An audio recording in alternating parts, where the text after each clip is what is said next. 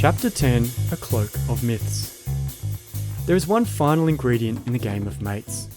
To properly hide the true nature of the game to outsiders, James needs a plausible story that shows why it is good for society for him to control grey gifts, and how society benefits when he gives these gifts to his mates. James hides behind these myths, using them like an umbrella to protect him from the cleansing rains of serious public scrutiny.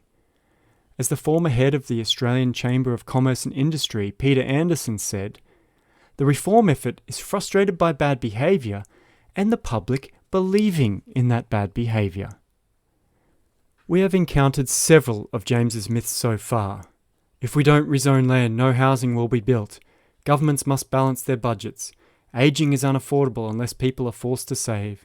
And we need local expertise in our regulatory agencies. These myths never survive the most rudimentary logical reflection.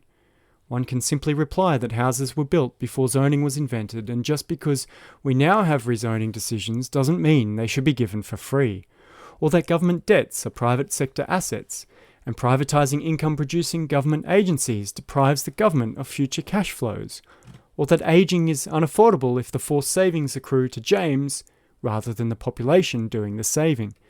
And last, that we don't need local expertise because regulation is about technical knowledge and following rules, not teaming up with those we regulate.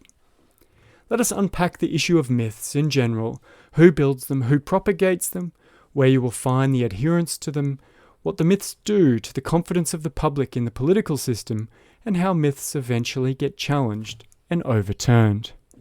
Think tanks are prime places where myths are created and deepened.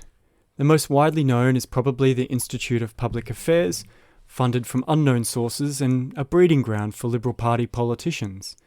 Generalist think tanks like the IPA, which are not industry aligned, often hide their funding sources and comment on the activities of multiple industries and social policy, which makes them appear on the surface as a somewhat independent external party to the many of James's games.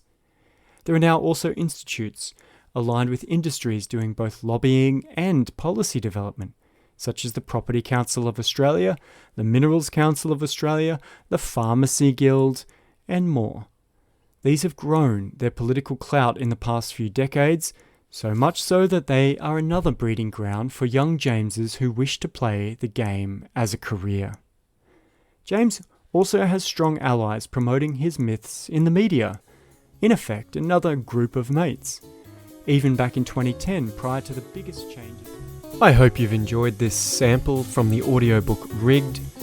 To hear the full book, please subscribe to Fresh Economic Thinking.